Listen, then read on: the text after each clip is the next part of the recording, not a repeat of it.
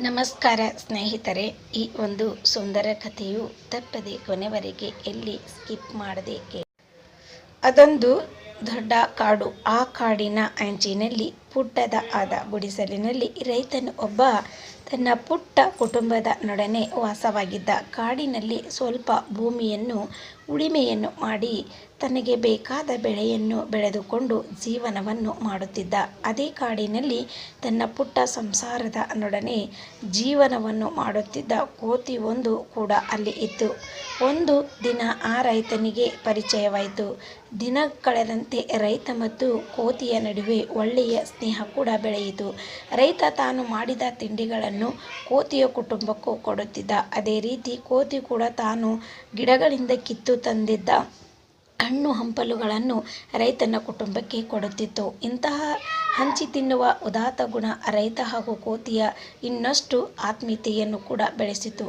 ಒಂದು ದಿನ ರೈತನ ಇಲ್ಲದೆ ಇರುವಾಗ ಅವನ ಗುಡಿಸಲಿಗೆ ಬೆಂಕಿ ಬಿತ್ತು. ಅದನ್ನು ಕಂಡ ಕೋತಿ ಕೂಡಲೇ ತನ್ನ ಕುಟುಂಬದ ಸದಸ್ಯರೊಡನೆ ಅಲ್ಲಿ ಹತ್ತಿರದಲ್ಲಿ ಇದ್ದ ನದಿಗೆ ನೀರನ್ನು ತಂದು ಬೆಂಕಿಯನ್ನು ಆರಿಸಿ ರೈತನ ಕುಟುಂಬವನ್ನು ಪ್ರಾಣ ಅಪಾಯದಿಂದ ಕೋತಿ ರಕ್ಷಿಸಿತು.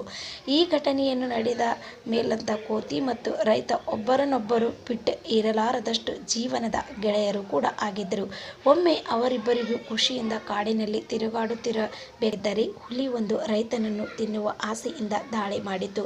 ತಕ್ಷಣ ಕೋತಿಯು ನೀಡಿದ ಎಚ್ಚರಿಕೆಯಿಂದ ರೈತ ಮರ ಹತ್ತಿ ಕುಳಿತ. ಕೋತಿಯು ರಕ್ಷಣೆಗಾಗಿ ಚಂಗನೆ ಹಾರಿ ರೈತನ ಪಕ್ಕದಲ್ಲಿ ಕುಳಿತುಕೊಂಡು, ಗೆಳೆಯ, ನೀನೇನು ಹೆದರಬೇಡ, ಹುಲಿಗೆ ಮರ ಹತ್ತಲು ಬರುವುದಿಲ್ಲ, ಧೈರ್ಯವಾಗಿರಿ, ನಾನಿದ್ದೇನೆ ಎಂದು ಧೈರ್ಯ ರೈತನಿಗೆ ಕೋತಿಯು ತುಂಬಿತು.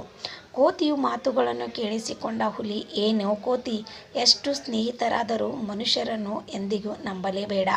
ಇವರು ದುಷ್ಟರು, ಸ್ವಾರ್ಥಿಗಳು. ನೀನು ಕೂಡಲೇ ಈ ರೈತನನ್ನು ಮರದ ಮೇಲಿಂದ ಕೆಳಗೆ ನೂಕು.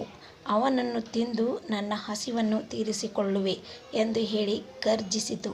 ಆದರೆ ಕೋತಿಯು ಮಾತ್ರ ಯಾವುದೇ ಕಾರಣಕ್ಕೂ ತನ್ನ ಗೆಳೆಯ ರೈತನನ್ನು ಹುಲಿಯ ಬಾಯಿಗೆ ಸಿಗಲು ಬಿಡುವುದಿಲ್ಲವೆಂದು ಹೇಳಿ ರೈತನ ರಕ್ಷಣೆಗೆ ನಿಂತಿತು. ಆಗ ಹುಲಿ ವಿಧಿಯಿಲ್ಲದೆ ಉಪಾಯವೊಂದನ್ನು ಹೂಡಿ ಕೋತಿಯ ವಿರುದ್ಧ ರೈತನನ್ನು ಎತ್ತುಕಟ್ಟಿತು.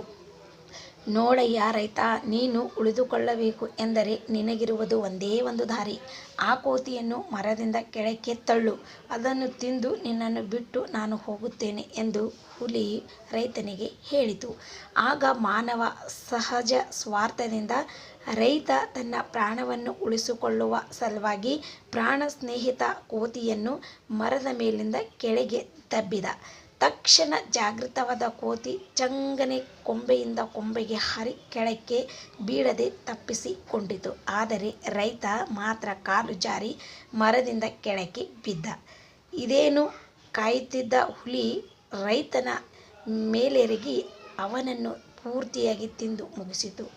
ಸ್ವಾರ್ಥಿ ಮನುಷ್ಯನಿಗೆ ದೇವರೇ ಸರಿಯಾದ ಶಿಕ್ಷೆ ನೀಡಿದ ಎನ್ನುತ್ತಾ ಕೋತಿಯು ಇನ್ನೇನಿದು, ಇಂತಹ ಮನುಷ್ಯರನ್ನು ಎಂದೆಂದಿಗೂ ಸ್ನೇಹ ಮಾಡಬಾರದು ಎಂದು ಮನಸ್ಸಿನಲ್ಲಿಯೇ ನಿರ್ಧಾರ ಮಾಡಿಕೊಂಡು ತಾನು ಬದುಕಿದೆಯಾ ಈ ಬಡಜೀವ ಎಂದು ನಿಟ್ಟುಸಿರು ಬಿಟ್ಟಿತು. ಆದರೆ ಸ್ನೇಹಕ್ಕೆ ಬೆಲೆ ಕೊಟ್ಟಿತ್ತು ಕೋತಿ. ಆದರೆ ಮಾನವ ಅದಕ್ಕೆ ಬೆಲೆ ಕೊಡಲೇ ಇಲ್ಲ ಅನ್ನುವುದೇ ಈ ಒಂದು ಕತೆ. ಕೊನೆವರೆಗೆ ಯಾರೆಲ್ಲ ಕತೆ ಕೇಳಿದವರಿಗೆ ನನ್ನ